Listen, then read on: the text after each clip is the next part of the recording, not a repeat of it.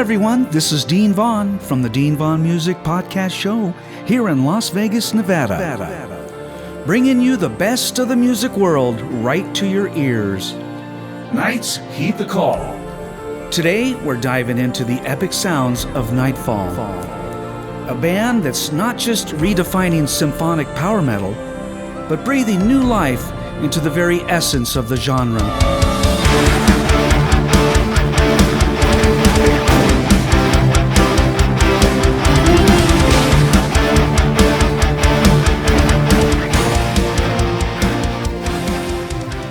Their debut album, Destiny Calling, is a journey through the realms of traditional knights, chivalry, honor, and justice.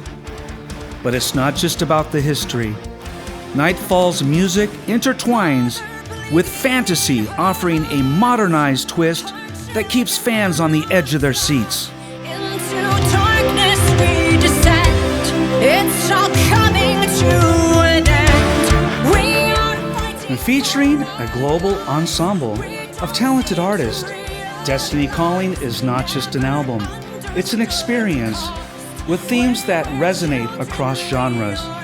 Knightfall's music has something for everyone. So whether you're a seasoned metalhead or just love good music, Knightfall is a band you won't want to miss. So stay tuned as we delve deeper into their captivating world right here on the Dean Vaughn Music Podcast Show.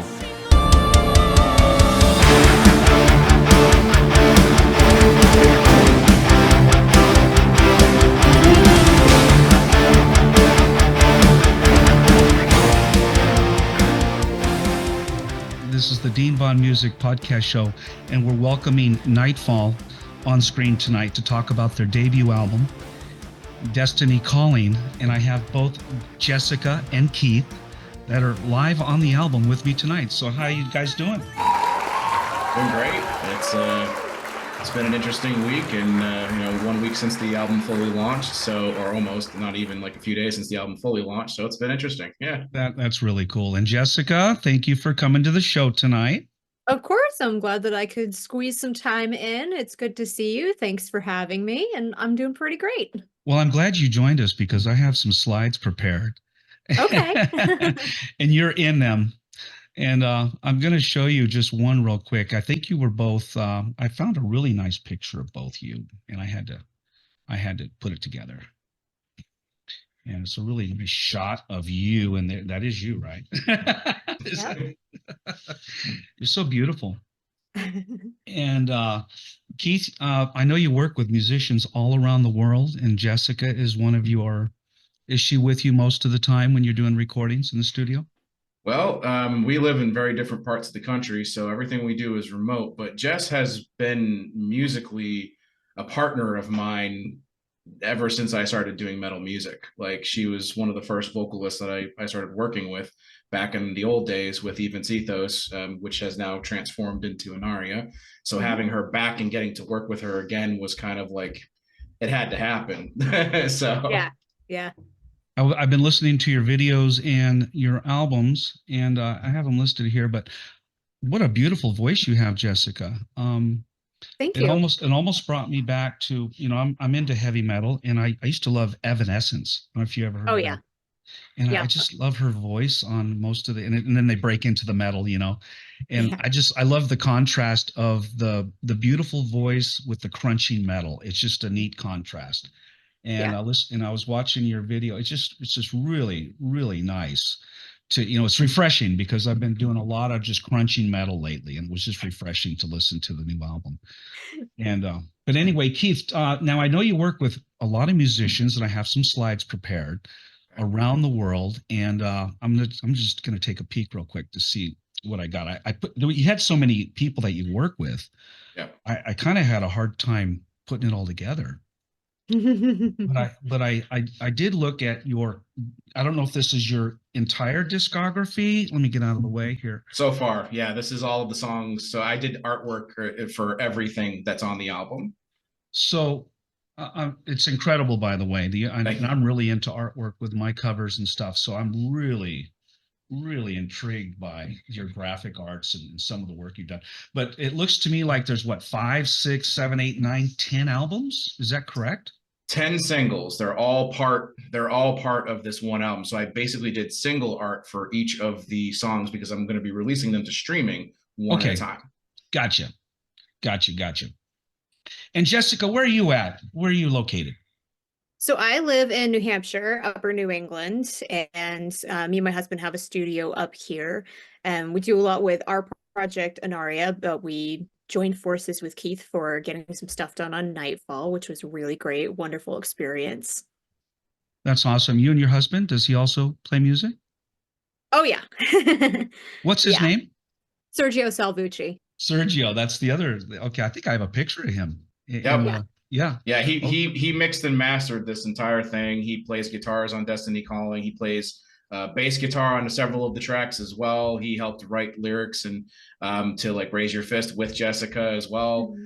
So yeah, he's kind of a partner in crime on this. So for sure. Jessica, this is your husband Sergio, is that correct? Yes. What a handsome guy. He is. So he plays guitar and bass guitar? Oh, multitude of instruments. He's a piano player. He plays flute. I mean, he plays percussion. He's a percussionist as well, multi-instrumentalist. So Sergio plays everything. Yep. Yeah, he does play everything. He plays, he's played violin before. He has an amazing background in music just across like lots of different ethnic instruments as well. He's incredible. He's one of those guys who can just pick up an instrument and learn how to play it. It's amazing. Yep. I kind of relate to that because I'm in my studio right now and I play all the instruments myself. Nice. I'm a musician. I've recorded many albums. I'm an old 80s rocker from the hairband days. We love it. I used to play with, everybody, Quiet Riot, Van Halen, played with Guns N' Roses. I've done gigs with Motley Crue. And, I started playing when I was 14 years old. So I've been doing music a long time. And all my bands were like 5 years older than me. So, now they're older than me. I'm 60 and they're like above that. So, and it's funny because I get to interview them now. That's so cool. Yeah. I had my friend Carlos Cavazzo from Quiet Riot on last week. And, he's a pretty famous guitar player. That's super fun. And they had a lot of success, as you know. Yep. But back to you, Jessica. Now, so you and your husband, do you have a recording studio there at your place in England? Yep, up in New England. So we're up in the White Mountains. Oh, okay. Just started snowing. Yeah, and we have a home studio up here that he actually built himself. So we do all of our recording up here.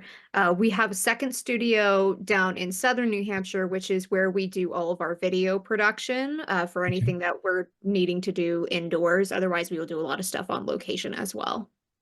So you have some videos that you and your husband have done outside of? Okay. Yes. Yeah, it sounds like we're going to have to interview you on another occasion. If you want, I'd love to. Wouldn't that be fun? Because it sounds to me like between you and Keith, you have a week's worth of podcast shows. That we probably do. that would be a fair assessment for sure. It's funny because when I interview a lot of the musicians I interview have 5, 10 albums out. And I have to narrow it down to, maybe a couple albums, focus on maybe a new debut or a couple new videos that you have coming out. Mm-hmm. And during this show, we are going to preview or debut, I believe it's Destiny Calling is one of them. And what's the other one, Keith, we're going to play? Yeah, so Destiny Calling is like the title track of this album. And then I think we talked about like doing a couple of videos with Starfall and Farwell. Jessica sings on both of those. I'd like to do the ones where Jessica is actually singing on. That would be great. Sure. And those are the two that I really liked. Of course, I liked the one where the knights are fighting. That was really cool. Yeah, that's the Hero Walks Alone. Yeah. Hero Walks Alone. So, I want to get Jessica while she's here because I know she might have to leave. Yep. Mm-hmm. So Jessica, I want to talk a little bit more about, let's go back. Now, I always do this with my guests. I go back to when you were a child and your parents and the upbringing, and have you always, is your family musical, and how did you get into what you're doing now? And have you always been a singer? Yes. So I started classical piano at age 8. Okay. My dad was actually in a touring Southern rock and bluegrass band in the 80s before Oh, I was cool. born. Wow. So he was a singer and guitarist. So he kind of encouraged me to pursue music when I showed kind of an affinity for keyboard and piano. So I started with piano, took lessons for about 4 years. Throughout that time, I was kind of singing casually, not really thinking that it would be a thing I would do, but I did my first live performance as a singer at age 12, and I have not stopped since. I'm 37 now. So, Oh yeah. my God, you're so young. 37. God, I'd love to be 37 again, maybe. So, and so have you always, have you been doing it professionally for that long as well? Probably started professionally doing it close to my 20s, like maybe 18, 19 is when I really started getting out there. And then like into my 20s, I would say I've been doing it professionally since then. And your parents have always been supportive of your interests. Extremely supportive. They're both wonderful. That's so important because I talk to a lot of young artists and maybe they didn't have the support, and they just kind of figured it out on their own. But it's really nice when I was raised in a musical family as well. My Mhm. mom was a very popular singer.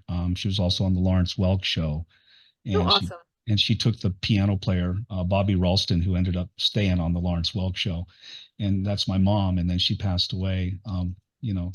But she was a professional singer, so I know about being raised in a musical family, and I learned to play drums, and I played drums for her in the nightclub scene, That's and awesome. was only 5 years old, 5 or 6, That's and so I crazy. had a 3-piece sparkle crown set. It was really fun.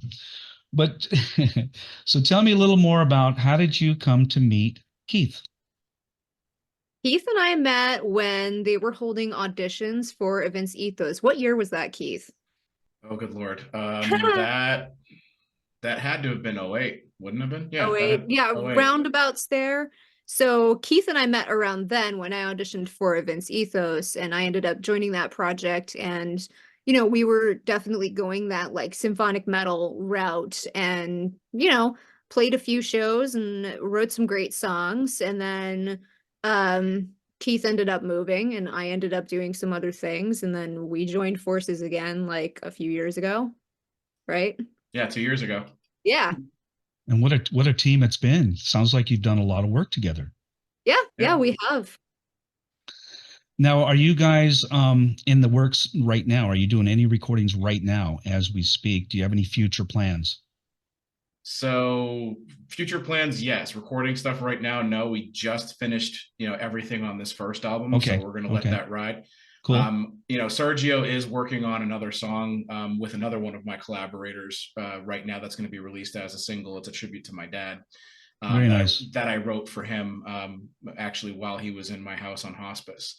And I Ah. played it for him a few days before he passed away, and I've wanted to release that one for a while. So we're working on that one next. And then, oh yeah, I definitely have more plans to bring out many, many more pieces of music, and I definitely want Jessica to be featured on the future stuff as well. Well, I think that's a wise. Now, who else sings? I only heard Jessica sing so far. Who else sings on the albums? There's quite a few. Jess actually does a song called "Raise Your Fist," which she helped co-write with Sergio, and she's with Susie Scarlett, who's a Mexican vocalist. She's a very raspy, raspy vocalist that has got a fantastic tone to her voice.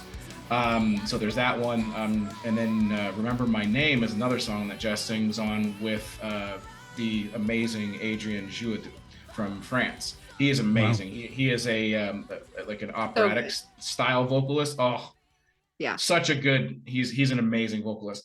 And then we have the first person that sang like the "Waiting for You" and the Musketeer and the cover of Invincible, D Wolf, who helped get the project really started way back when I first released the first single.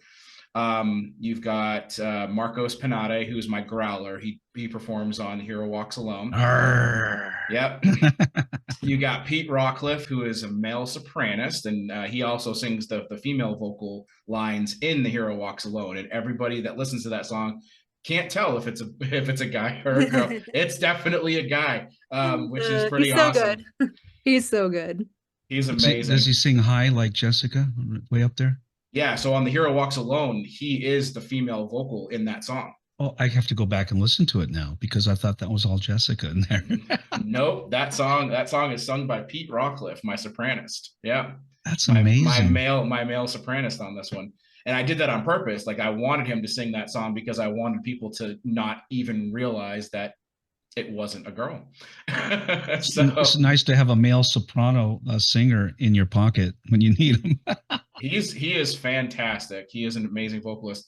And then we have Stephanie Keogh, who did the main vocal on War Cries, and she also sings with Pete on Children of Time, Okay. which is the opening track of the album.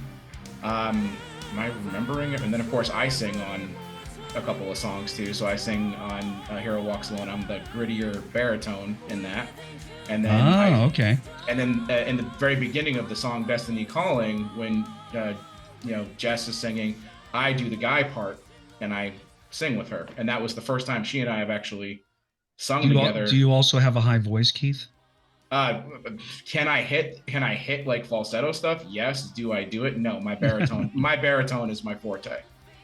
Well, you know where you fit as a vocalist, right? I know what you're talking about because I'm a screamer, a rock and roll screamer, but I kind of know where my voice is comfortable. Yeah, which is for me, which is the baritone. So I can get.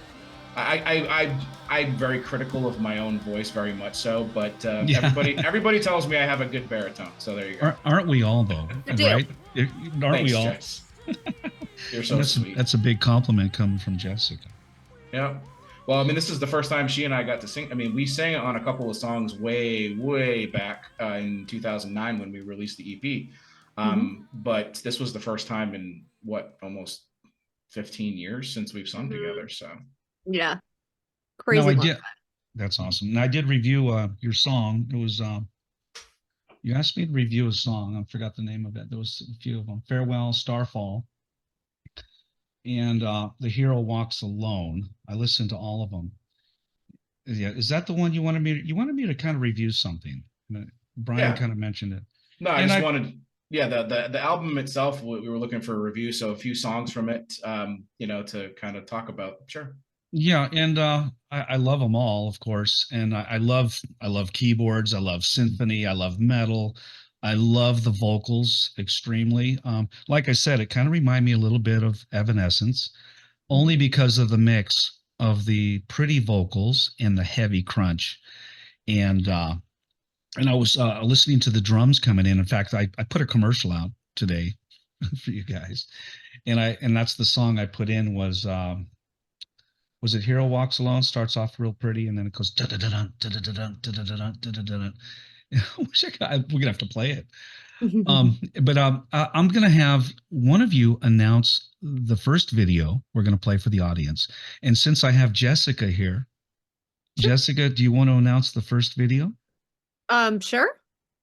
So we're going to play Starfall by Knightfall.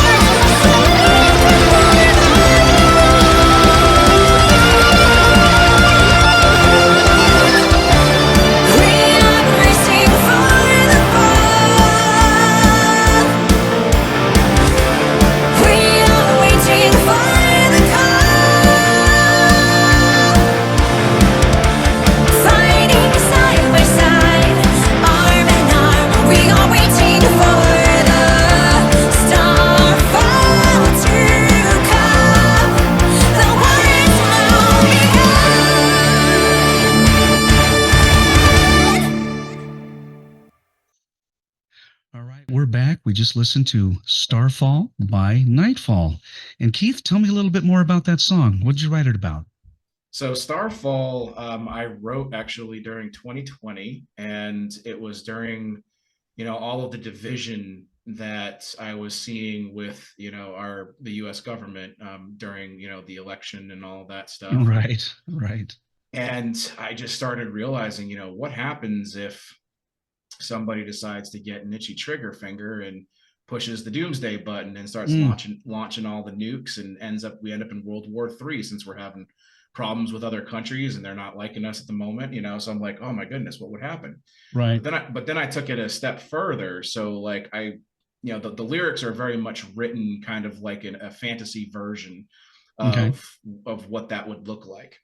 Correct. And the idea that I had for the video was to, we're so plugged into everything now, right? So Right.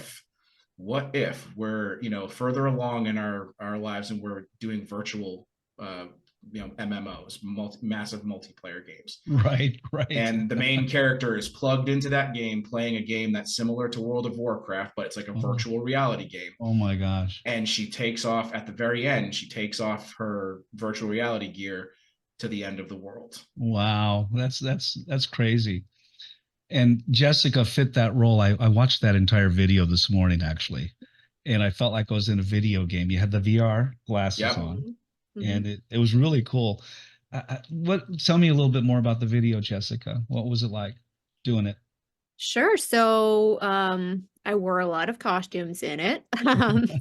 Right. So Sergio was the one kind of at the helm directing and getting it all happening. We did a lot of location filming for it. We hiked mountains, went up next to waterfalls, choreographed fight scenes, Wow. all that fun stuff. So we did that all in-house. It was like about 3 days of filming ish. Um, like I said, wore a lot of costumes. I made all the costumes myself. I am a Wow. cosplayer, so Wow. That's that's a awesome. hobby. That's a hobby of mine. So I just happen to have all of that stuff, That is which so cool. I think worked out really well for the aesthetic of the video. Yes, that it did.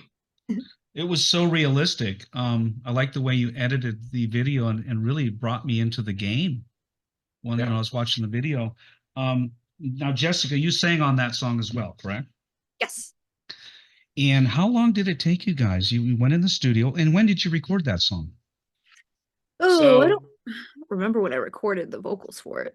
we did Did you do that. it virtually? Did you do it at your home there? You did it, it virtually? it was a combination. So like what I do is I create all the orchestration and like, most of the instruments, and I got Patrick, who is the guitarist on that one, to do the guitars. He actually came to my studio and did the guitars here. Okay, And then we sent all of the files over to Sergio to do like a basic instrumental mix first. gotcha. So he did that. And then towards like getting closer towards release, I want to say it was probably like maybe a month before release is when you finished the vocals of it, I think is what it Mhm. was. So I think she finished the vocals in June, like a month before we released the video, I think is what it was. Yeah.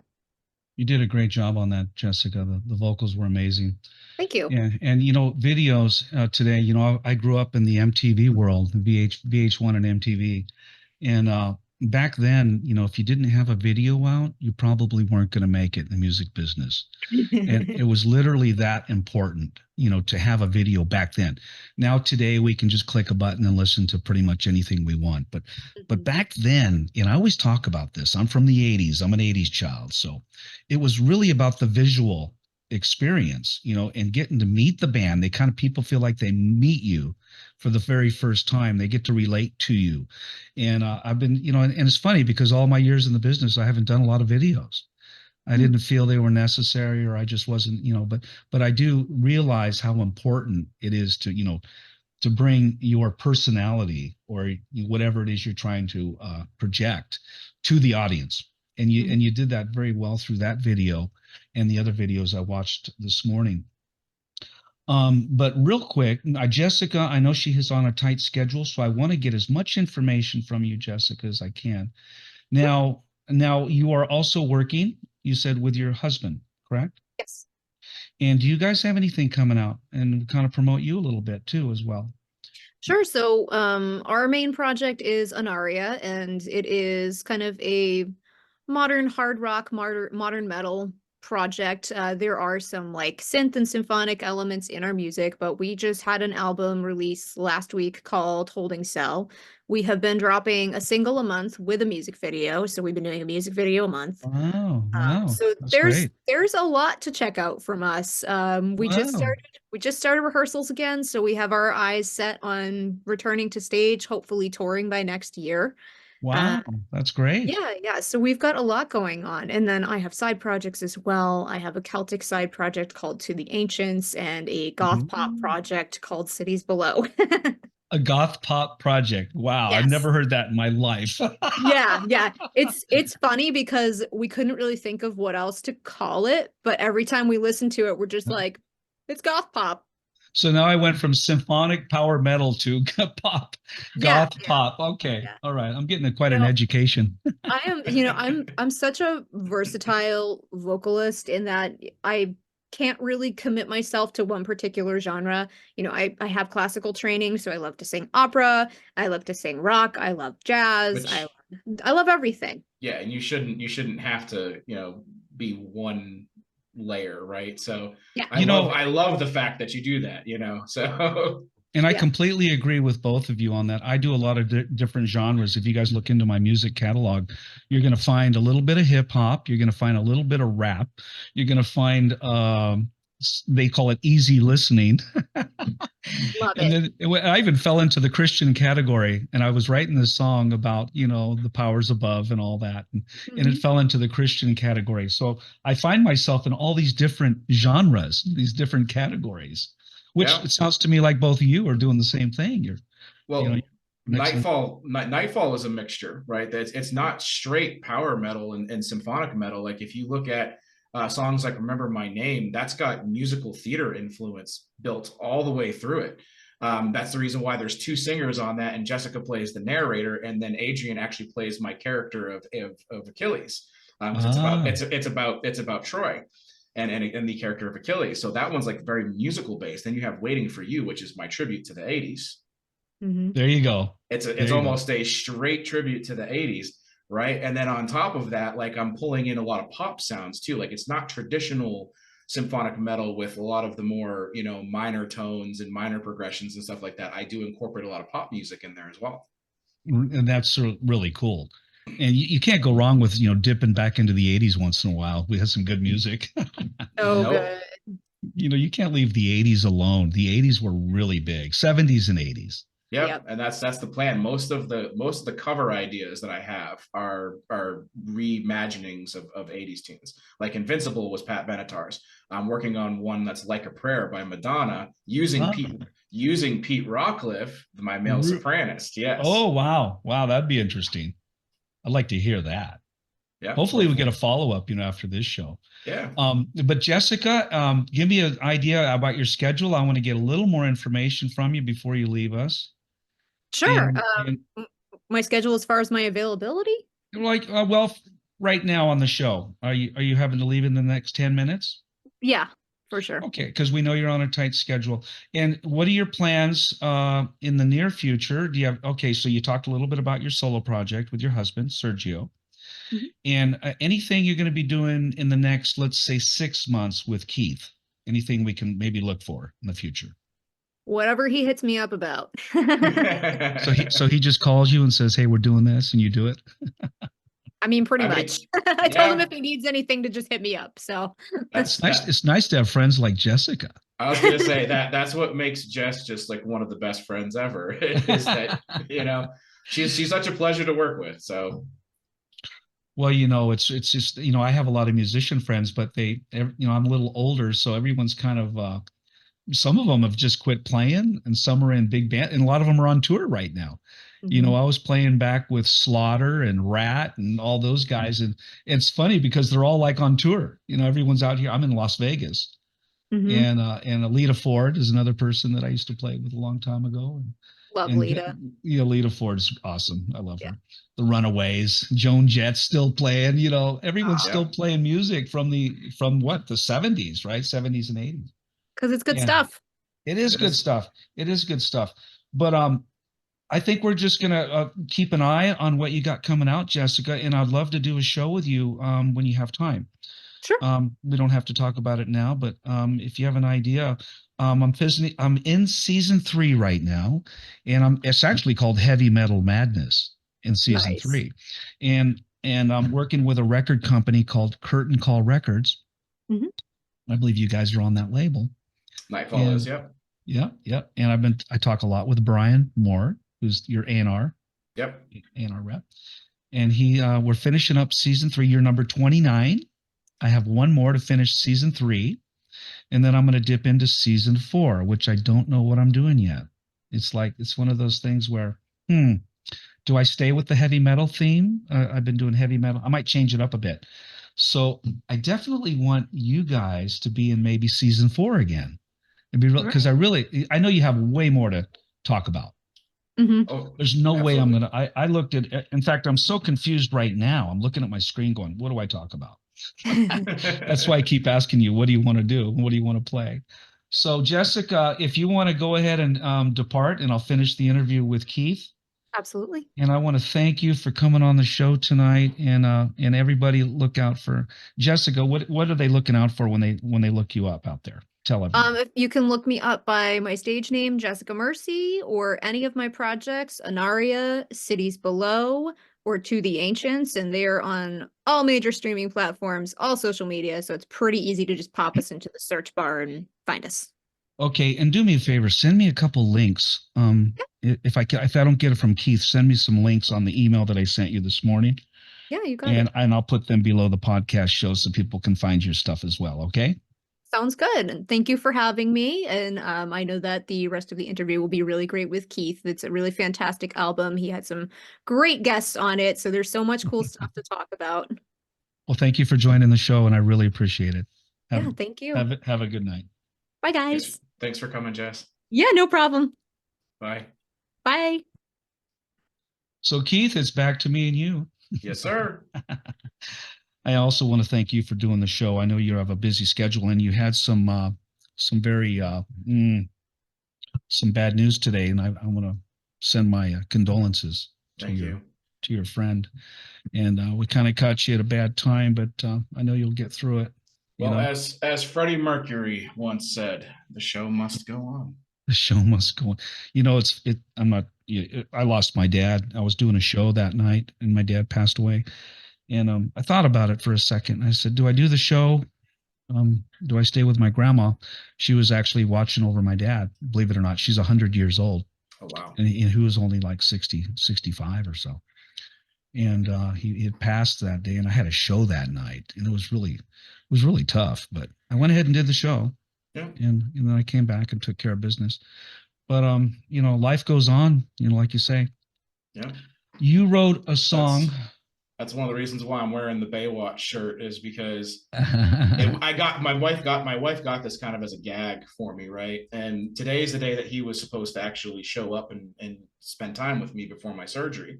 So it was kind of, I wore this because this would have made him laugh, because he had that type of sense of humor.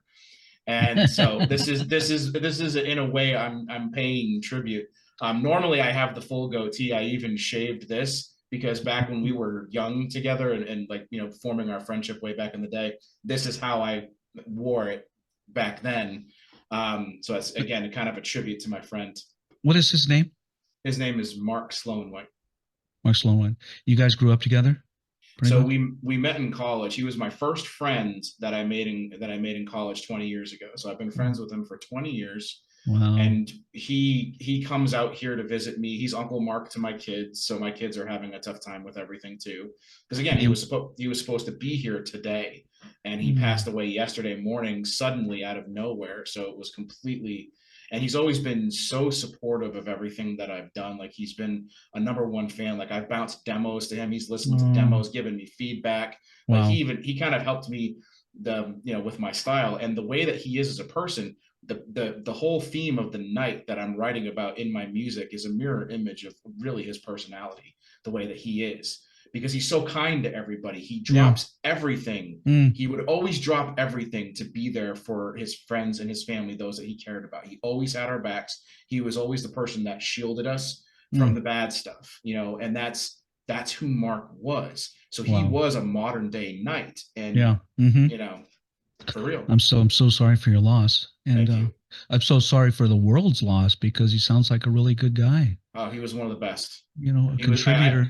I always say he was, like, I even said this to a bunch of my friends who, you know, we're all reeling from the news right now, and I said to some of them, you know, he is the best of us, and it's absolutely just, this is a loss that everyone who knew him feels, because he was such a good soul. Isn't it sad that we lose the good ones, and and the bad ones stick around and cause mischief?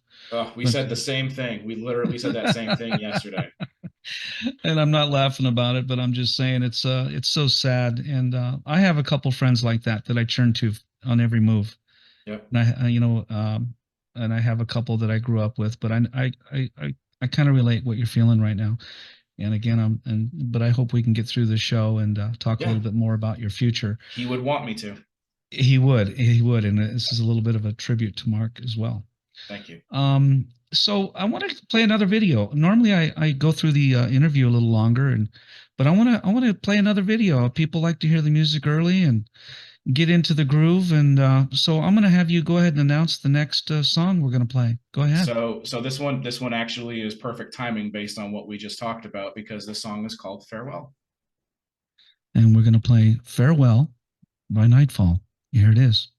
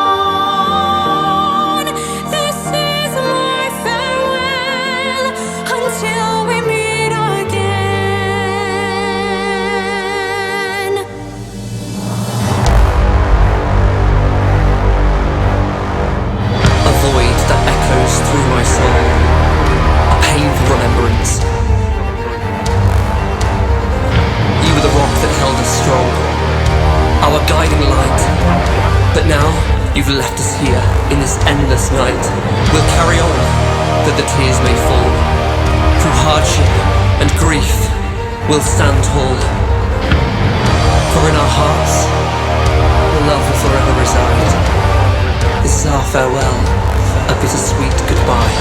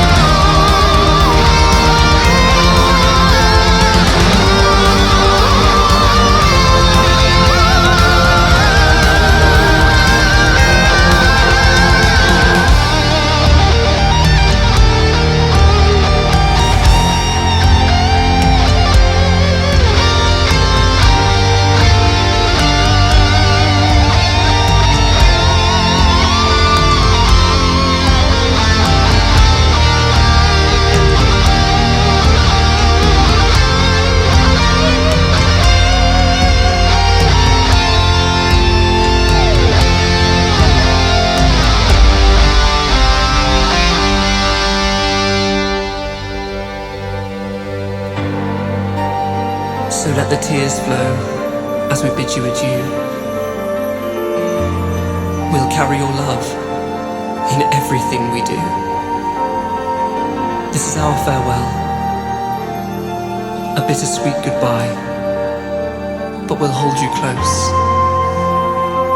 forever in our hearts. There you'll lie. This is my farewell to those who've gone before us.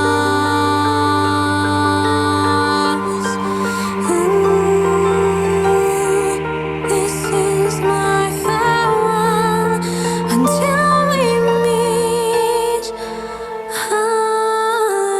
again.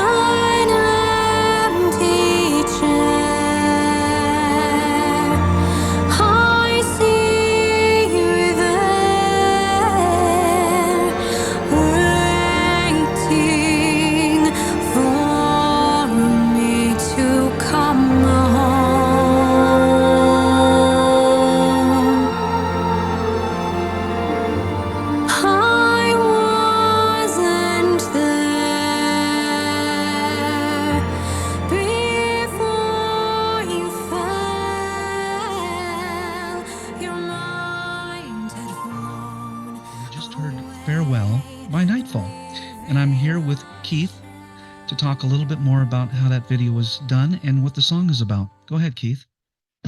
So this one was extremely personal for me. I have experienced a lot of loss, and my mother was the first one that happened in 2017, and she passed from Alzheimer's, and which is an absolutely atrocious disease, by the way. Yeah, it is. And she was a school teacher, so she was very much an intellectual. So for the fact that this was what took her down was even worse because of all that. But anyway, what had happened is when it was like a rapid onset too. So she went very quickly, more so, than most people that get the disease. Gotcha. So like one moment she was able to talk to me on the phone, and then the next moment she wasn't. And it was like right around Christmas time when this happened. So I wasn't able, because of my job, I wasn't able to fly out to her in Massachusetts because I was like 1,500 miles away at the time. Gotcha. So I finally was able to get out there like the first week of March. And by the time I had gotten to her, it was already kind of too late. She was already a shell. She didn't have her faculty. She couldn't even recognize me. Sorry about that. Yeah. So because that happened, I was always riddled with this insane amount of guilt for not being there for the woman who had always been there for me my entire life. Right. So I never knew how to deal with that. And then when my dad started to get sick and we started to take him, to my house to start taking care of him and stuff like that, and my wife was like, let's get you back into music. You haven't played in a long time. And I think with everything that's been going on, I think you need to for your own mental health. Absolutely. I started writing music. And one of the first songs that I ended up writing was Farewell, coming back. So like early on in 2020, I started writing Farewell. So my mom had been gone for a few years. And what the song is it takes you on a musical journey through the 5 stages of grief. So the very beginning, which is that lament piece of it, right? That's going to be your depression, and then moving into the denial. The second verse, is talking about how, I can still see her places, even though she's gone. So it's almost like you don't want to believe that she's gone. Right. And that's that denial piece. And then when it moves into the orchestration with the narration, and then it starts to get heavier, as soon as it kicks in and gets really, really, really heavy, that's moving in from that denial to the anger. Gotcha. And then when the guitar solos kick in a little bit later and Jessica's vocal comes back in, that's bargaining. Oh, by the way, great guitar solos in that song, man. Thank you. That's the first solo was done by Patrick, and then the second solo was done by George Acker. So this was a big collaborative piece with multiple. What's Patrick's last name so we can put him out there? Patrick Goebel. And does he have anything out there that people can find? He is a composer himself. He does have he's got like a lot of his like orchestral stuff that he does on YouTube under Patrick Von Goebel. Okay, well, people can find him out there. But go ahead, continue. No problem. And then George is working on stuff. He hasn't actually released anything yet, but he is in the process and will be releasing something hopefully in the next year or so. That's why we need a second interview. We have to talk about all the people that played on right. So go ahead.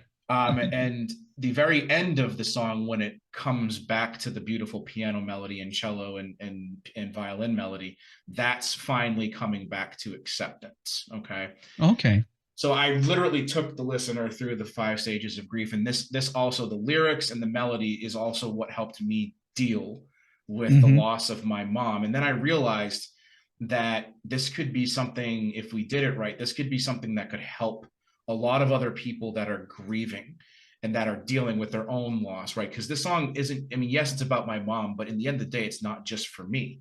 It's for anybody that is struggling with losing someone. They can all relate to what I'm talking about in the music. And how we deal with loss as well. Right. It sounds like your way of dealing with loss is also to write music, and yes, and it's kind of your outlet, right? Your outlet to get it off your mind and put it into a song. What a great way to do that, Everything I do with the music is emotional, even if it's the fast-paced songs or if it's like War Cries, which is a kind of an angry song. I pour my emotion into everything, which is why a lot of people can feel the music. I may not be the most, technical player out in the universe, but I make up for that with the just immense emotions that drive the music that I create. And have you been into any other kinds of music, or have you always been into this type of music, heavy metal, symphonic, Oh no, I power grew metal? my Hmm? dad my dad so my dad would never listen to heavy metal. Are you kidding me? I think the hardest music that he would ever listen to is maybe Queen, and even Nothing wrong with then, that. he was a massive Creedence fan. So I grew up on Creedence Clearwater Revival, There you John go. There you go. John CCR. Fogerty.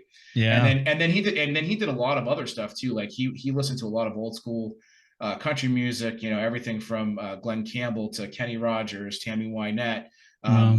Johnny Yeah. Horton, There you go. Elvis Presley, of course. Of course. So he was very much rooted in that. I've listened to the Everly Brothers, the Righteous Brothers. Yeah. Simon and Garfunkel was one of his favorites. Mm. So he introduced me to that entire world of, I guess you could call it like, country and folk music is really what a lot of that was. So how You did know, you now you think you would be embedded, that would be embedded in your musical soul, but you drifted into this other genre. well, Um that's the beauty of metal, though. Metal is mhm. literally all of the genres Right. combined, if you really think Right. about it, Yeah, right? So that's that's true. why. But my first experience with metal was Megadeth in Mm. 1991. Mhm. I was on a camping trip, and there was this little arcade with a pool table and a jukebox, and this kid put a quarter into the jukebox. Yes, folks, Right. that's back when the jukeboxes were 25 cents. Right. And he clicked on Symphony of Destruction, Oh, there you and go. that I had not heard any like real metal music up until that point. Like I had heard like Bon Jovi's "Living on a Prayer" and that type of thing, Yeah. but that was the most I had ever listened to. And then Megadeth came on, Dave Mustaine's guitars, and Oh yeah. that ended up being the first album I ever bought, and I bought it both on cassette and on CD. That's awesome. Um, so I love that album from start to finish. It was amazing. And that kind of drifted me into the more heavier stuff. And then I did a deep dive into 80s hair metal and stuff like that. Yeah. During the grunge era, I wasn't looking for grunge. I was finding out about all the 80s bands. Yeah. Yeah. So Like the Black Crowes are kind of grunge. Yeah. yeah, Nirvana. Like I liked some of Nirvana. that stuff. Hmm. I liked some of that stuff. And my favorite band from that era was a band called Stabbing Westward, which was like a grunge, but they were like more like electronic metal to a point. Right. I Right. loved them. I loved them. That was like that was the style that I liked. And I liked bands like Bush and stuff like that too. But during that time, I was listening to a lot more of the 80s stuff. Like I'd heard the big hits, right? But I hadn't Sure. dived in. So then I started finding bands like Firehouse, Winger, There you go. Dawkins, Hmm. and Danger Danger ended up becoming one of my favorite ones. How Like, funny, because I was in Danger. okay. I was the lead singer for Danger, and we played with Danger in Hollywood. Yep. Listen, I loved Ted Poley's vocal, and I loved the way that Andy Timmons played. Like his Yeah. I loved the way he played. So I fell in love with that band, and I Hold on, loved I got to those. stop you for a second. We had Yeah. a commercial on KLOS radio, Okay. and I was headlining a show at Gazzari's down on the Strip, and the KLOS commercial went something like this: "We have our bands tonight. We have Danger, and they don't need to say it twice."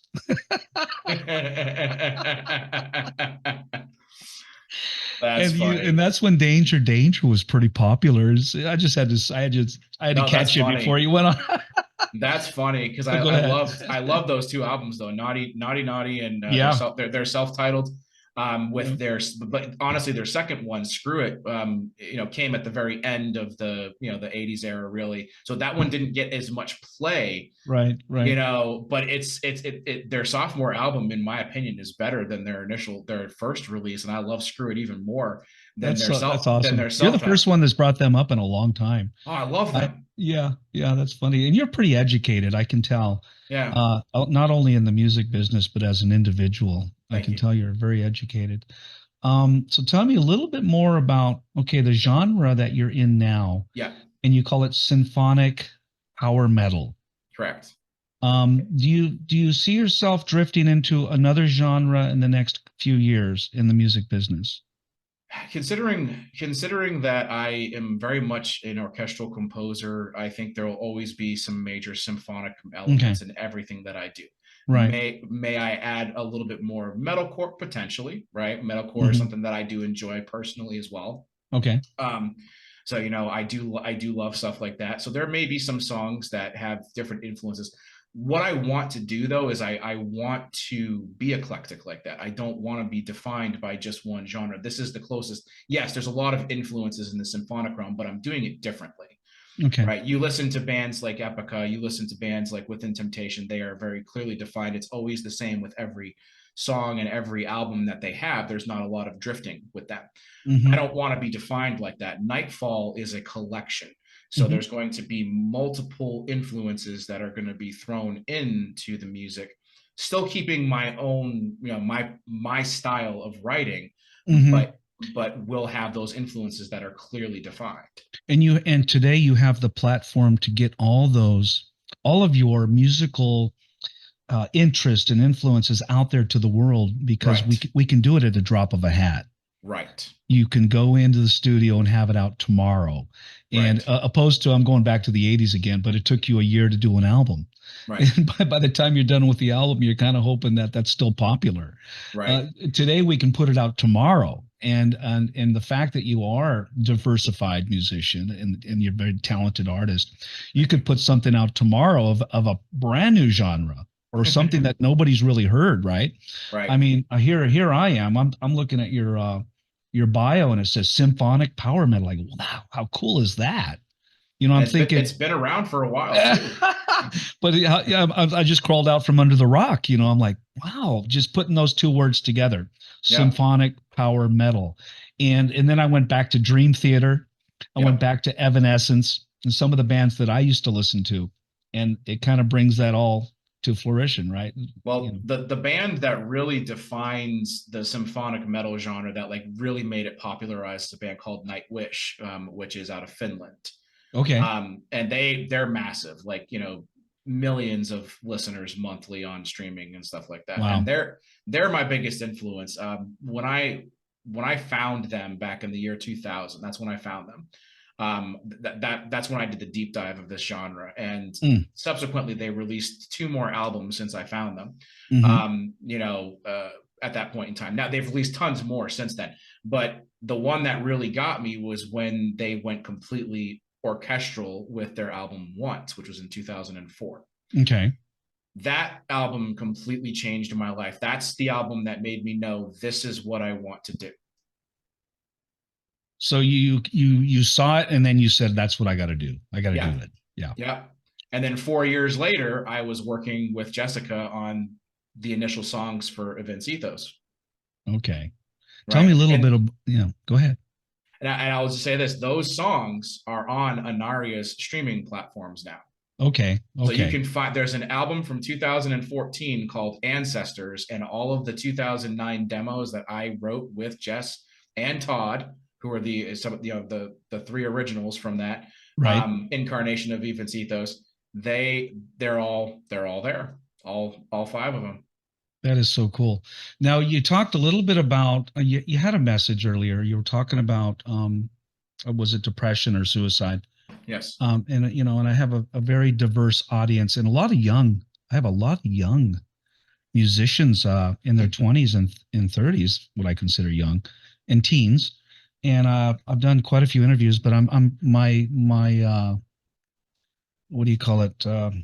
Ages is going. I have a very young audience now, and I just want to hear from you, since you've kind of been through it, and I don't know if it's a PTSD type thing or a depression or what, but tell me a little bit more about your experience with that. So we saw a little bit of it in the farewell video, because the stuff that's in that video is all biographical. Every event that happened in that music video actually did happen to me. Gotcha.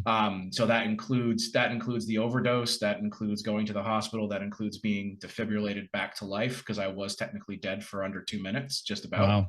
Wow. So I went through it, and the main cause of it was due to extreme bullying. Kids can be mean, right? And then sometimes when you don't know how to handle the emotions of the hurt that you're feeling, Right. that can put you into a state of despair. And once you get into that state of despair, all bets are off and you don't know how you're going to handle things. And yeah, sometimes you're going to have those periods of time where you just think life would be so much easier if it's over, and you're going to try to make that conscious decision. And I made that conscious decision to try and end my life. Now, I didn't do it with with a firearm. I didn't do it with, a knife or anything like that. I tried to do it with so many pills that it would have killed an elephant. Okay. Oh my God. Yeah. My mother, God rest her, she was one of those that always believed in having like a backup of a backup. So when she bought like a bottle of something, it was always 3 of them, like a 90-day supply. So if she had 1 bottle of NyQuil, it was 3. If it was 1 bottle of Dime Tap, it was 3. And my dad was, had neuropathy, so he was on some pretty serious. And we know that Big Farm has no problem giving you three backup doses. back then, no, they did not care. But my dad was on like hydrocodone, gabapentin, so he was on like some serious drugs because of his neuropathy as well. At that point in time. So I took literally everything that we had in that house. It was well over somewhere between 500 to 1,000 pills. You're lucky to be alive. I shouldn't be. Like my internal organs should be completely liquefied at this point. They actually pronounced you dead on the table. How many? Well, they got me and I wasn't breathing. So they didn't pronounce me dead, but when I got to the hospital, my parents drove me to the hospital. Oh my gosh. And I must have passed somewhere during that drive. It was only 10 minutes to the hospital, but they got me there. And I wasn't breathing and my heart had stopped. So they had to perform CPR and paddle me in order to bring me back. And before this experience, did you ever deal with drugs before or any kind of? No, I never. I was like 15 years old. So this is literally just I want to end it type of deal. It was because of how badly like I had been bullied. That was really the reason. I didn't think I could handle another day of it. That was the problem. Most of the bullying was in high school or junior high, or it was in junior high. Well, no, I think I was a freshman. A lot of stuff had happened. My uncle had passed away, who I was very close with. Right. And the kids were just being absolutely brutal to me and stuff. And, I was being beaten up and oh my gosh.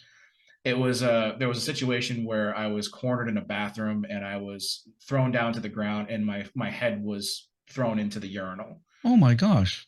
So it was severe. It wasn't like, you're fat type of bullying. No. Yeah. It was extreme. What do you think? Was it because you were different? You were smarter than them? What do you think it was? I was over emotional. I'd always been over emotional. So like if somebody hurt my feelings, I would openly cry sometimes. Okay. All right. And that makes you, when you do stuff like that makes you a target for kids that want to try to act tough. Sure. The vulnerable, because they want to be bullies. Yeah. Right. And I didn't know why I reacted that way. I couldn't handle being yelled at by somebody for some reason. I can relate to that. So like when a teacher would yell at me or when, an adult would yell at me, it had a profound effect. Sure. And, that's the ADHD, that's the high functioning autistic stuff that I am. I just couldn't handle those things. I've now changed to a point where I can handle stuff a lot better. Well, talking to you, you're very level-headed. You're very normal. Yep. I have some friends with autistic children, and they have a hard time communicating on a social level, but they're so smart. Their brain is working overtime. Takes a long time to get the social stuff. Like, trust me. Like, it took me. It took me. I didn't even. It took me almost till 30. Like, I would say 28, 29. How do you think that happened? I mean, why you? Why me? Like, why I got bullied? No, why? Well, how did you pull through it, and how you come out so? Well, I'm going to say normal. So I had an out-of-body experience, and that helped. I think so. When I passed, I went somewhere. I can't really explain what it was. The best description that I have of it is that I felt like I was walking in just this realm of mist. Yeah. Wow. There was almost like nothingness to a point, but it was just, it was obscured, right? There was stuff there, but I couldn't see beyond the obscurities of the mist. And that's inspiring. That's inspiring to the young kids that are going through this, and there is a way out, or there's a way in. So I was walking through it, and then I came up upon a guy sitting on a big rock, a boulder, basically. And there was two paths. There was a path to the left and a path to the right. One went into like this dark forest. Another one went to this like little farm gate that you could just open.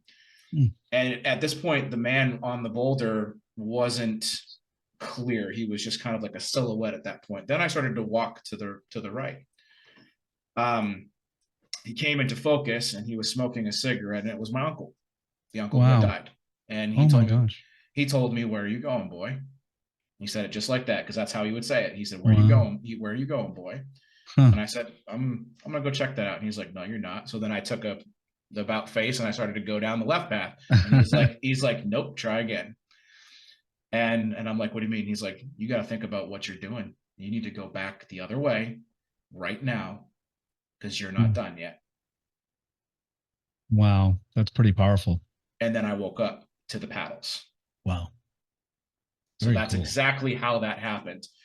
You can believe it if you want to. But that's absolutely that was my experience with it. And after that, yes, there was, I mean, I had to have my stomach pumped. I had to drink the charcoal. I had to go into a mental ward for about a month. I had to do years of stuff. They put me on Zoloft, which I eventually took myself off of once I turned 18. Good for you. I hated how it made me feel, and I wasn't me, you know? So, and I worked consciously hard at fixing these feelings and finding the things that could help me cope. And that's where music came in. Music was my coping mechanism. And then for like my friends that do art is a coping mechanism. So all you have to do, the real secret to getting through life is finding the thing that helps you cope and finding the positive in the negative. There you go. Which is hard to do. Yeah. Right. So, but there's always, you can always figure a silver lining in something. Like I had struggled. I lost my mom. I lost my dad. Right. You would think that with that amount of loss in a short period of time, that would kill me. My friend Mark is actually the 16th person that I've lost. 16th, 1-6. Wow. Since my mom in 2017. So holy smokes. That's a ton of people over a short period of time. You know, most people would tuck and fold at this point and wouldn't be able to go on, right? But I keep telling myself that there's other things they wouldn't want me to. I can help people with my story. I even though I've lost, I have my children. I've gotten married. I have my 3 kids. I have the music stuff. I have people who I enjoy being around and you know, who enjoy being around me. That's awesome. So there's all of that stuff. And I figured it out. I figured it out that we have this inner strength, this will to be able to do things. So even if we have ADHD, even if we have autism, even if we have, you know, all of these things that are stacked against us, right? You have the power in your own brain to overcome if you are willing to put in the work. And look for the positive, the silver lining, and quit dwelling on the negative stuff in life, because there's so much negative stuff we can dwell on. Even if it's the meal that you have for dinner, let's say you have your favorite meal that day. That's a positive on a otherwise crappy day, right? So you find that one thing, and that's what you hyper focus on. Anybody that has ADHD knows that we hyper focus on stuff. So if you hyper focus on the good stuff, then you can tune out the bad stuff. Absolutely. It overpowers. And you make that decision. You make that decision when you get up in the morning. You can choose to have a bad day, or you can choose to have a good day. Well, and if you choose to start to have a bad day, you can still turn it around if you put yourself in that mindset. Yeah. So that's what I did. And I consciously, and again, but it's hard work. You have to work at it. If you're not willing to put in the work, it doesn't work. No, you do have to put in the work.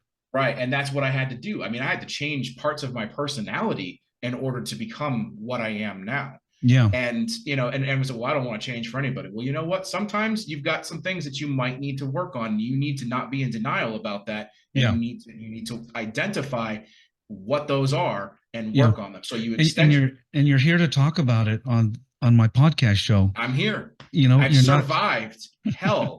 I mean, if you want to get through it, I've survived hell. Well, tell me a little bit about your family. Now, I usually talk a little bit about the family. You've been married for how long? I've been married for 10 years. It'll be 11 years in November. And you got some wonderful children, I'm guessing. Yes, I have my oldest, which is Wyatt. His name is Wyatt Joe, and he is 10 years old. And Nice. then I have my daughter Scarlett, who is 8. She'll be turning 9 in July, so just a couple months from now. Nice. Nice. Then I have my youngest, which is Tristan, who is named after the Knight of the Round Table. Nice. All right. Okay, and he is going to be 7 in August, so he's 6 right now. And Any music in their future? So Wyatt is high functioning autistic. So not so much music for him, but he's a very much an intellectual. So he's very smart. He's very much into science, and for the last like 3 years, all he wants to do is become a scientist. Wow, nice. So he is working at that, and discovering he's very much an animal person too. So he loves working with animals. So he may even do something sciencey with Takes animals. after his father a little bit. Sounds like. I think so. He is a lot like me, as far as like sensory issues too. Like we both have a lot of the stuff that he's going through. I know how to handle, where my wife sometimes can struggle with it because I've been through it, and Gotcha. I know how to talk to him because I've lived it. Gotcha. My daughter, she loves to sing. She absolutely loves to sing. So she's working at it. She's every night she sings now. So Does she play piano? Does she play an instrument like piano? She tries, but the piano does not come easy first. Again, considering where she started to where she is and the little things that I've been able to show her along the way, she's gotten a ton better, and she has the possibility to follow footsteps musically. But she definitely has to work at it harder because the talent aspect is only sort of there. So she has to work a little bit harder. That there's no like natural talent. It's more, whereas my youngest is my showman, where he just has he exudes natural talent, right? That's just comes natural. Just natural to him. Like he already can sing, just as good as his sister without really trying, right? Yeah. So he's got that natural ability. And I always say that sometimes some of the music is bred into us we're born with it. We're born with certain things, right? We can hear melodies, rhythm. Yeah, that's my some of us grandfather. clap. Some of us clap backwards. Yep. My grandfather had all the innate, like he taught himself how to play instruments like I did. Yeah. So I inherited that musical gift from him, because I don't know, like I do all of this, by the way, and I do not know musical theory whatsoever. That's amazing, because I used to teach theory. Yeah. I used to teach piano and drums, and I'm also a vocal coach. And I learned theory so I could teach it. And again, when I was growing up, I didn't learn theory either. I had to kind of go back and go and look at it. Yeah. Because I became a teacher. But you are a ear player, it sounds like. Yes, I do everything from ear. If you play me a song, I can pick out what instruments are in there, and shortly thereafter, I can probably play all the instruments that are in that song. I always say that's important, being able to hear something, kind of thinking outside the box. Your talent goes beyond theory. It goes outside the box, and you can come up with things that nobody's ever heard before. Right. Because it's never been written. Right. And I think that's if I'm guessing you right, you definitely think outside the box when it comes to music. I can tell. Yeah, people when you listen to my version of orchestration, it's not the same as like a standard classical composer's orchestration. It's different. Mm-hmm. The way that I try to blend the instruments together. Sometimes, like if when you learn theory, you know that this instrument is supposed to be placed here at this part of the mix. This instrument, I don't play that, because I'm doing it outside the box. I am different with it. One of my favorite composers is Hans Zimmer, and he's like that. Yeah, Hans Zimmer. He develops all kinds of instruments that have never been heard and played before, and gets all these amazing people to go completely outside of their comfort zone. And I love that, because innovation in music is important. Absolutely. And you're breeding, like you say in your bio, you're breeding a new genre for the future. And somebody may pick up on what you're doing now, 5-10 years from now, they listen to, The power symphonic has been a genre for 20-25 years now. So it's been there. It's just what I'm doing is I think your twist on it. I'm more referring to your twist on it. Right. I think my ideas of incorporating a few more things into it is what's going to set me apart from And everybody bringing that else. 80s back a little bit is really cool. Yep. Yep. That's Absolutely. the idea. You can never drop the 80s. You can't drop the 80s. Nope. Nope. I And love the 80s. and you got the look, man. You got now. Well, that brings me to question number 19. Do you do any live stuff, and have you done any live stuff? And if you did, how would you do it? So no, this is a studio project right now. Okay. I haven't performed live since 2009. It's been a hot minute. Gotcha. Unless you want to count when I performed like I did musicals and stuff like that too. So I have a musical theater background, and I used But to you're mainly a perform at studio plays. project. You're mainly studio. Knightfall itself is a studio project. It was Okay. conceived that way, very similar to like what Magnus Carlsen does and Avantasia, which are a couple of other bands that did that. Now, Avantasia moved beyond the studio and now does live performances after they started to get big with their studio albums. Well, So, no, would you do the same if one of your songs blew up? yes. Absolutely. Yes. So for me, though, my place is behind the scenes in the studio.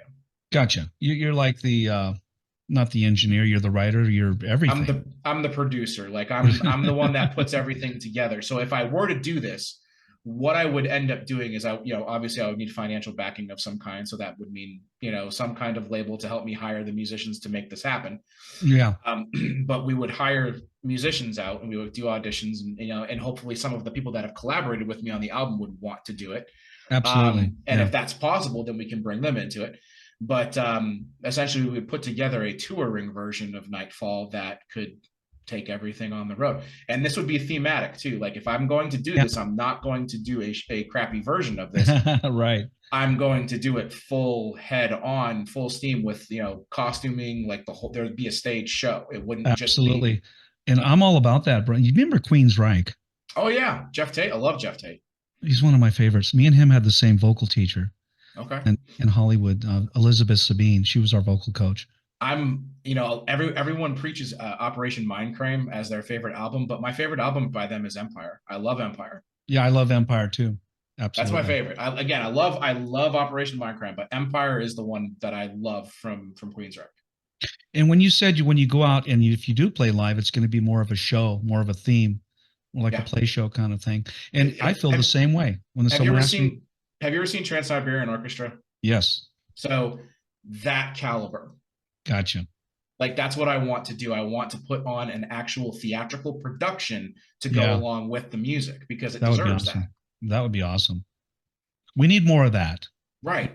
We need more of that. Full entertainment. Like it speaks. It's not just for the metalheads, right? That's the whole point. Mm-hmm. I don't want to be defined as this is just for people that enjoy metal. My whole goal was to have something on this album that everybody, like there's at least one song on the album that everybody that likes various different genres can listen to and be like, I like that. Absolutely. I like where you're going with that. And I know you have a huge future ahead of you. You're still young. Thank you. Yeah.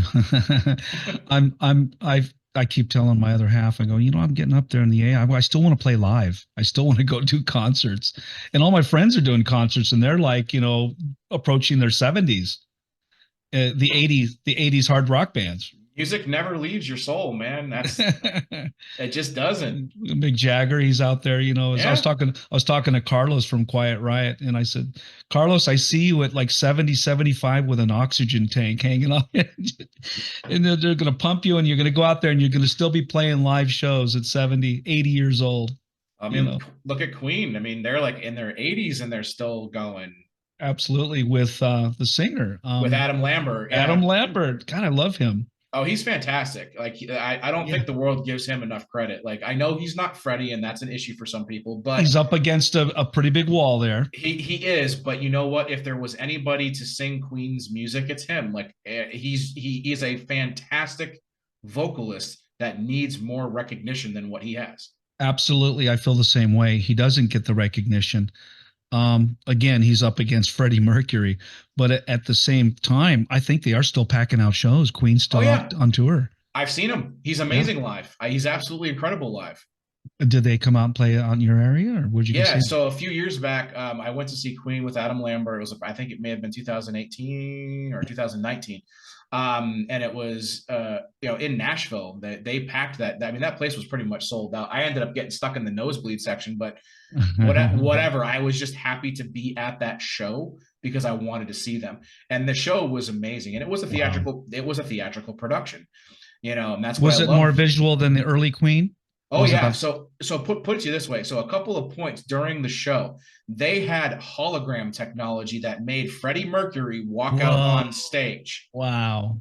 It was incredible. Like the Live Aid thing where he does the yeah. They had the hologram do that, and then he came out and did he also did like a couple of other tracks where Adam would stop singing and then the hologram would take over. And it was so well done, and it looked so realistic. It was almost like literally having Freddie on stage again. Did they do Bohemian Rhapsody? Freddie didn't do, no. I mean, they did the song, but no, like with Adam. Does yeah, Adam, yeah. But the highlight for me, because my favorite song that Freddie ever did was "The Show Must Go On." The Show Must Go On. That is my absolute favorite Queen song. The message behind it, knowing Great that song. he wrote that, knowing that he was not going to live, like it's just so heart-wrenching. And I told you earlier, I'm a huge emotional dude when it comes to the music. So that song is just one of my all-time favorite songs of all time. That's amazing. I love Queen. How can you go wrong? Adam really got a nice break on that. And honestly, Queen is like one of the first symphonic rock bands, if you think about it. And opera and symphonic, yeah. And symphonic. It was ELO and Queen were the people that really were the bands that started to really define that genre. Did you ever see that show, Queen? The movie, and I think it depicts pretty early on they had to fight. They had to fight for. Remember when he goes into the record company and says, "No, we're going to do this style music." Yeah, and they're like, "This is not going to sell. This is no." That's bull crap. Look where they are now, so not going to sell. So what can we be looking out for in the near future from you, other than what I know you've done a lot of recording recently, and you have a Destiny Calling. Is that one of your latest that's coming out? Yeah, Destiny Calling is our debut. So Destiny Calling is our debut album. Okay.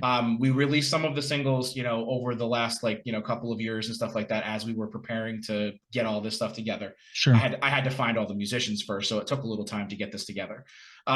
So there's 11 songs on the album, 10 originals, and then the bonus track, which is the Invincible cover from Pat Benatar. Okay. So yeah, it's a symphonic reimagining of. I got to go back and listen to that. Song. It's a fun one. Everyone, I released that last year in 2023. Everyone liked that one. That one was it was fun. That one features D Wolf from Italy singing on that one. Okay. So this is the beginning, right? So this is the debut, the stuff that I have planned. So I'm about to have surgery in less than 2 weeks, and it's a big one. So I'm going to be having full replacement surgery on my neck. Are they working on your discs? Your back? It's almost a complete replacement. They have to repair everything from my C2 to my T1. Recovery is going to be a minute. So I'm going to be out of it for probably a few months before I'm able to do stuff again. So they say 4 to 6 months is the recovery time for this. The surgery, two of my neighbors just did it like 2 days ago. Yeah. He's walking down the street. I go, "You just had surgery." And they did like C4, C2, C3, C4. Yeah. Now you say T what? Is that the whole back? I mean, so no. I'm going from C2, which is the base of my skull, all the way to my thoracic. My first thoracic has to be repaired. Wow. So there's going to be a cage up here, a cage down below. There's going to be multiple disc replacements. They're going to have to cut away a bone spur. So what happened was I broke my neck in 2008 and never realized it. So it fused very, very poorly. So there's a bone that started growing down the side of my spine that they have to cut that away. And then they have to cut some other stuff out, replace it with either metal or like whatever that new bone that they use for stuff like this is. They're gonna have to put 2 screws going down the side. They have to, my spine is so crooked, they have to do all of this to straighten me out. Okay, gotcha. So sounds pretty serious. I have no feeling in my hand on my left side. So it's pushing on a nerve. It's cutting. So at C5, it's cutting off the spinal cord to the point where there's almost no spinal fluid getting through. Wow. So it's causing me to start to become partially paralyzed on my left side. Oh my gosh. Which one of the reasons why I wanted to get this album out earlier than when I had, was because of all this, to make sure that it was released before I did this surgery. Gotcha. So the plans for the future, though, so I have multiple things that I'm planning on. It's multifaceted. So I already do have a bunch of demos that I've written over the last 20 years of songs that are going to be we're going to be revamping and redoing for a Knightfall follow-up album. Okay. I started writing a concept album based on the Count of Monte Cristo. Okay, cool. I love that movie. It's the book is one of my favorite stories of all times. I've read Awesome. that book. I've read that book a ton. And yes, the movie that had Jim Caviezel is a decent adaptation of it. Yeah, right. So I love that story, and I wanted to do something that was even more theatrical based, where I could have characters and make it almost like a metal musical. Have you ever thought of doing like soundtracks or getting into the movie business? I was actually going to go there. So you are one step ahead of me. So I've already started scoring a game called Aspect Heroes, and they're going to be using a bunch of orchestral music that I've created. Nice. In that. But then, yes, part of the whole thing I wanted to do was start getting even more into the orchestral stuff and movies, games, TV, all of that stuff. Very cool. So I've got that planned as well. Then I have something called Knightfall Presents. So Knightfall Presents, the whole idea is using the Knightfall platform to present other types of symphonic metal music by other independent musicians that I can work with them on, put some of my orchestration into it, help them mix and master with my team and stuff like that. Yeah. And then we release it under the platform Knightfall Presents. So Knightfall Presents, band name, Knightfall Presents this. So it would be kind of like almost like an umbrella platform. Have you ever been approached by the movie industry or game industry to do a backtrack or a soundtrack? Not yet, because I'm building my portfolio first. Sure. So I'm getting in the front door with Aspect Heroes. Aspect Heroes is a pretty cool fantasy video game that's going to use my stylings of orchestral in there, and I've created some really cool things for this. And they're going to be selling the soundtrack, and that's going to be going on to a resume that I'll then be able to do, send out for sync licensing and stuff like that. That's very cool. So we've got that going on, and then all the other stuff. And then on top of that, my guitarist George Acker, who plays on a few songs in this album, we've decided that we both have wanted to put out a video game for our whole lives. So we are in the planning stages of creating a full-fledged, like high-end, like Assassin's Creed level video game, open world video fantasy game that will feature symphonic metal music and orchestral music and stuff like that. Very cool. That he's a coder, so he works with things like he's learning Unreal Engine. So it's not going to be like a 2D game or anything. It's going to be a full-fledged, like full fantasy world that we're now is all your stuff available to the public right now on your website? So everything that's available to the public right now is all the Knightfall stuff. So once I have all the contracts and all that stuff for the game in place that needs to be in place, I will release the orchestral stuff under my name personally, more than likely. So that's awesome. So I want people to be able to find you and download your music and just follow your career, because you're still awful young and you got a huge future ahead of you.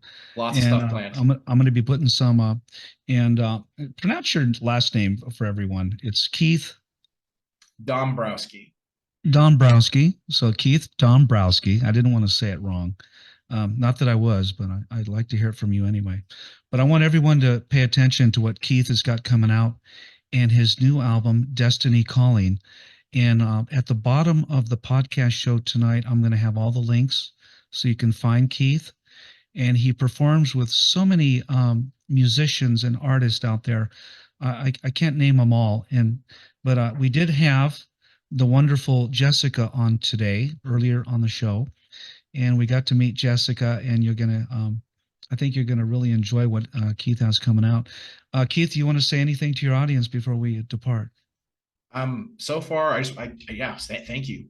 So that's the big thing. Thank you, because without people enjoying what we do, it doesn't happen. So we have built such a great fan base, and I have so many people that have been interacting with me on social media, and like, you know, even with just like the mundane stuff that has nothing to do with the music, like where we post a meme or we just Right. put up a subject and people are responding, and then we have cool conversations.